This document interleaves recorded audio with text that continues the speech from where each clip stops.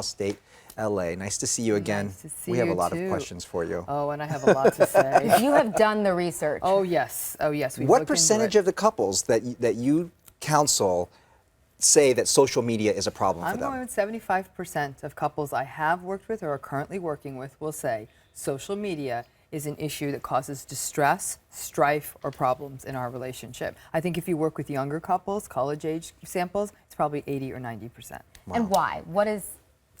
It's easy. The main issue, it's easy. It's sort of built into our lives. And a lot of people, when they're social media, think about when people put out mean tweets. They don't think about the ramifications of that quick send it off thing. It makes you feel good in the moment. It's like eating a piece of cake. What you don't realize is that little quick send off message can hurt somebody else, and you can't unring that bell. So what you're saying is a lot of us need that validation. Yes. Like we post a picture on Instagram and we're like, oh, look how many likes we're getting. We get a message from someone, oh, you look great.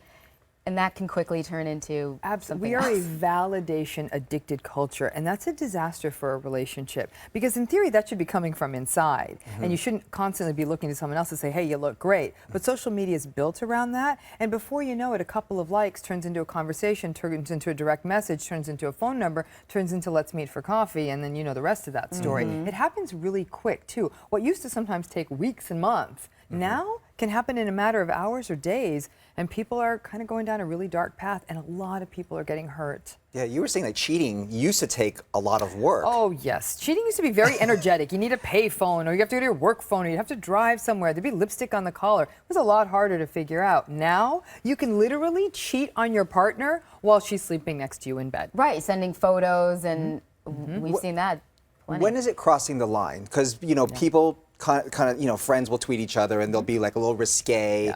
And that's when the partner picks it up and going like, what the heck were you saying here? You know, and they're like, I'm just joking. It was just, that's the way we talk. It's just, do you hear that? I love that question, because when does it cross the line? I think a lot of people say, well, if I'm not actually having sexual relations, it's not cheating. What if I'm just sending naked photos of myself to this person? If feelings are, I mean, that's a great question, but here's at the end of the day, if feelings are getting hurt, it's gone too far. That's it. It has hurt the relationship. And I'll tell you, that scar tissue of betrayal in a relationship that's often caused by social media, that doesn't go away. It stays around for a really long time. We need good connected relationships. And this idea that you can hop around like you're a kid in a candy store, it's not how we're wired. Let me ask you this, because I've been in relationships, and men in particular will say, why even look at my phone or look at my social media account? You're never going to be happy. You're never going to feel good about it, because no matter what, if I'm talking to anyone who might be female, you're going to look at it as suspicious. So why even look? Should you not look at all at your partner's stuff and leave it to be private, or do you have that right? I would argue that you have to clean up your game once you're in a relationship. Listen, you're a single person, do what you need to do. But once you enter into a relationship, just like once upon a time, you wouldn't say, hey, I'm going to keep having a sexual relationship with my ex-partner. You're not going to, you have to clean up your game. You have to say, I'm in a relationship now. This isn't okay. I do agree. There's a lot of snooping and looking around. It's so easy. It's so easy, and it breaches the trust of the relationship. I actually counsel couples to create their own social media rule book with each other. What's acceptable, what's not. We look at each other's social media profiles in a session and say, what feels good, what doesn't? Who do you need to drop? Who do you keep? What's okay? Do you have a shared profile? There's lots of rules for every different couple, but sometimes you need a referee, like me, in the room helping you come up with a new profile now that you're in love. But I do see the other side, kind of. Like, you don't trust me? You don't trust me? Why do you know? need to see? So now you're putting it on this other person I agree.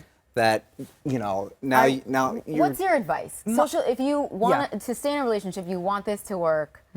Besides having to check each other's phone, I mean, what is your advice to people? I think that there has to be that open conversation one time. I think that's the bottom line. Once you decide to go into a committed relationship, just sort of lay it out and sort of see how it feels. And for some people, it feels fine. For some people, say this feels a little bit too intimate and close. Right.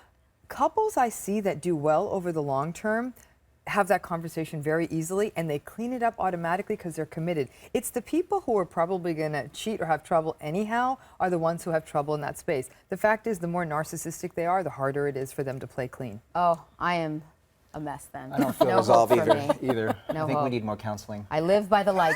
I'll come back. I got Dr. your back. Ramani back. We'll need you back here very soon. Thanks so much, you. Dr. Ramani.